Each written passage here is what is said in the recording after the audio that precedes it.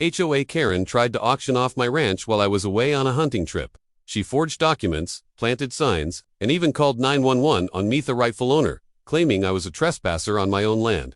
But what she didn't know, I had just bought the land beneath her entire neighborhood. And 3 minutes after she called the cops, the sheriff arrested her. And I served eviction notices to every last member of her precious HOA. The ranch stayed mine, but their entire community gone. Sometimes, justice wears cowboy boots.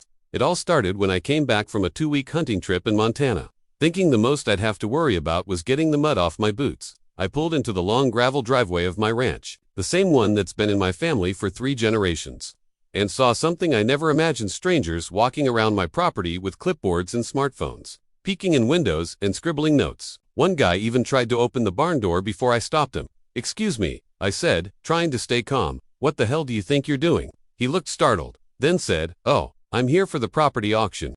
This ranch is up for sale, right?" I laughed, thinking it was a prank, until another woman chimed in and said, "The HOA put it up. We're just here to inspect before bidding closes next week."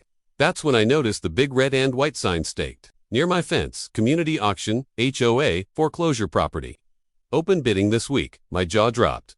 HOA. My property wasn't even under the HOA's jurisdiction. I made sure of that when I inherited it and refused to sign any of their ridiculous documents. But then I saw her Corinne blonde bob, pearls even on a ranch, that smug smirk that said she always believed she was the smartest person in the room. She strutted up the driveway like she owned it, waving a manila folder. "Oh good, you're home," she said like she was greeting a tenant behind on rent. "We sent you multiple notices since you've been repeatedly non-compliant with community regulations, leaving old farm equipment visible from the street, refusing to attend mandatory meetings, and creating an eyesore. We voted to seize the property and auction it." I was stunned silent for a second, and she took that as permission to keep talking. "The HOA has rights, Mr. Rowe. This isn't the Wild West anymore. You can't just play cowboy and ignore the rules. We're revitalizing the neighborhood, and, unfortunately, your property no longer fits the vision." I finally found my voice and said, "Karen, this ranch was built in 1928. It's not part of your HOA. I have the legal exemption in writing.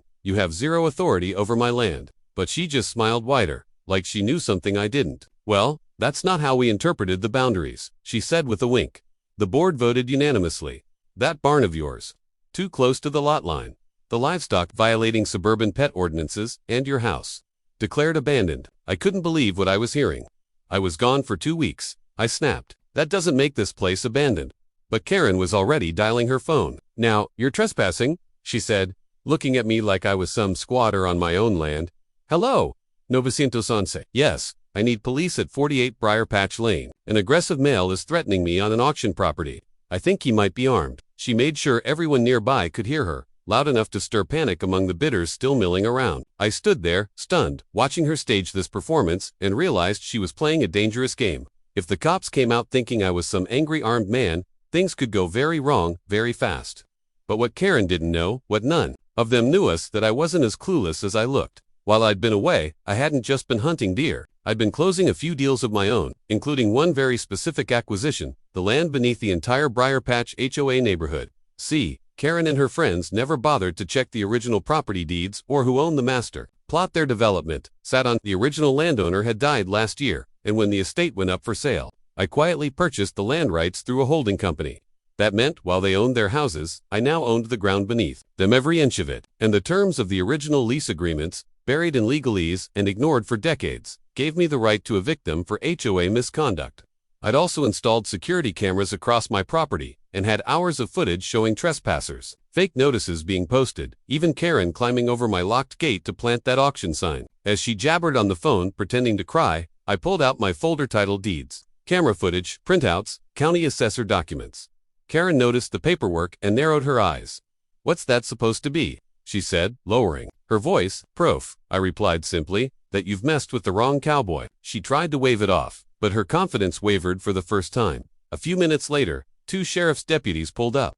Karen ran to them, putting on the waterworks about a deranged man refusing to leave an HOA-controlled auction site. But when the officers asked for documentation, I calmly handed them my driver's license, land deed, a notarized letter from the county assessor confirming I wasn't part of the HOA, and a USB drive with footage of Karen trespassing and planting the sign. They watched just 2 clips before turning to her. "Ma'am," the senior deputy said, "you're not just lying, you're illegally occupying and attempting to sell land that doesn't belong to you." Her face turned crimson, and she sputtered, "But I'm the HOA president." The deputy raised an eyebrow. "And this land isn't under your HOA's jurisdiction. You'll need to come with us for questioning." As they started cuffing her, Karen screamed about conspiracies and forged documents and how I was just a hillbilly squatter with a fake corporation. I didn't say anything, I just stood there, arms folded, watching as she was walked to the patrol car.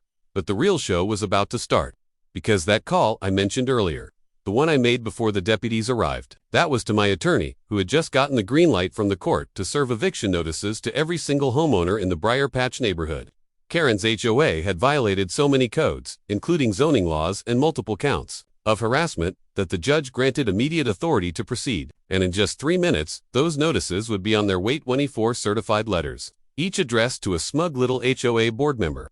Karen had just poked the wrong bear, and she was about to learn that not only could I fight back, I could take everything she thought she controlled. I turned toward the group of confused potential buyers still standing by the barn. "Auction's canceled," I said. "This property ain't for sale. Never was." Then I gave them a polite nod and walked back into my house, the sun setting behind me as Karen screamed obscenities from the back of a squad car. 3 minutes after the sheriff drove off with Karen in the back seat still, screaming about property rights and fabricated documents, the real consequences of her arrogance began unfolding like clockwork. I had just poured myself a black cup of coffee and stood on my porch, boots still dusty, when the first of the eviction notice couriers rolled into the neighborhood with precision white trucks, official-looking uniforms, each carrying envelopes marked urgent, legal notice of eviction. See, while Karen and her band of self-righteous board members were busy holding potlucks and writing ridiculous bylaws about mailbox height and garden gnome colors, I had been working with lawyers and property investors to quietly acquire the original land leased beneath their entire subdivision. The land their neighborhood was built on wasn't sold outright, it was leased 99 years ago, with a clause no one in their HOA had bothered to reread. That lease stated that, if the landowner changed and the HOA was found guilty of property interference or fraud, the lease could be voided, and the new owner could reclaim the property rights with 30 days notice or immediately, in cases of criminal misuse. Karen's stunt gave me all the ammunition I needed, with the arrest on file, the trespass footage archived, and county records backing my deed. The court had fast-tracked my request to dissolve their right to occupy the land beneath their homes. So as neighbors gathered in the cul-de-sac still, unsure whether to side with Karen or wait for the next HOA newsletter, the truth was arriving in real time. Mailboxes were stuffed, doors were knocked, and residents stood on their porches clutching eviction notices that outlined in brutal legal detail exactly how their beloved HOA had voided their community's very foundation. Torley, I saw Mr. Dunham, Karen's vice president, squinting at his letter, jaw slack, mumbling, "This has to be a mistake." Mrs. Finley, the woman who once fined me $50 for having a BBQ smoker visible from the road, marched down the street in a bathrobe, waving her notice in the air, demanding answers. But the biggest blow came when the moving trucks arrived. Mine, theirs, contracted through a legal eviction service. They were parked at the community entrance by noon with orders in hand, clear all HOA board members' homes by the weekend. I watched from the edge of my property as chaos bloomed. People were yelling, phones were ringing off the hook, and the HOA office, which was just Karen's converted garage, had a crowd of homeowners banging on the door. Too bad Karen was still sitting in county jail, and no one else had the authority to explain what had happened. By the time the evening news rolled in with a van and camera crew, the story was exploding. Local HOA faces mass eviction after illegally seizing ranch. The headline blared. I let the reporter interview me. Under the old oak tree where my grandfather used to drink sweet tea. I kept it simple. They tried to auction off my family ranch, I said, holding up a photo of the fake sign Karen planted. Now they're learning what happens when you push a landowner too far. The clip went viral. Online commenters turned me into some kind of folk hero. Hashtags like #RanchRevenge and #HOA Eviction War started trending. People began driving by just to see the sign. I'd hung at the entrance of the neighborhood. Private property, under new landlord, no HOA trespassing. It wasn't long before real estate agents, legal analysts, and even county officials started chiming in. Turns out, Karen's HOA had been operating on shaky legal ground for years. Their boundary maps were outdated, their charter wasn't properly filed with the state, and at least 6 complaints had been buried about overreach and harassment. But no one had ever pushed back hard enough until now. By Friday, Karen had posted bail and came storming back into the neighborhood, only to find her garage office emptied out and her front yard boxed up. I was sipping coffee again when she stormed over, red-faced and fuming. flanked by 2 loyal board members. "You can't do this," she screamed. "This is a neighborhood, not some feudal farm." I calmly handed her a copy of the land deed. Again, you should have read the fine print, Karen, or maybe not forged auction documents on someone else's land. She tried to rally the crowd, called an emergency meeting under the gazebo in the park, except the park was technically my land now too. When the residents realized their HOA funds had gone toward illegal enforcement, fraudulent claims, and even Karen's personal landscaping, the crowd turned cold. People began yelling not at me, but at her. One man shouted, "You said we're safe from lawsuits." Another asked, "Where's our money?" Karen. I didn't have to say a word. The neighborhood devoured itself. Karen resigned on the spot, crying, her perfect HOA fantasy imploding in front of the whole town. A week later, with the board dissolved and most homes listed for sale, I turned the former HOA office into a community farm. Local kids helped me plant vegetables and stack firewood, and not a single violation notice was ever sent again. The old HOA sign was torn down and replaced with hand-painted letters that read, "Briar Patch, Free Land, No Lords." As for Karen, she moved out of state. Her reputation ruined, her dreams of suburban domination crushed. But the ranch, still standing, still mine. And if there's one thing this mess taught me, it's this: when a bully tries to take what's yours using fake authority, don't argue, just own the ground they're standing on.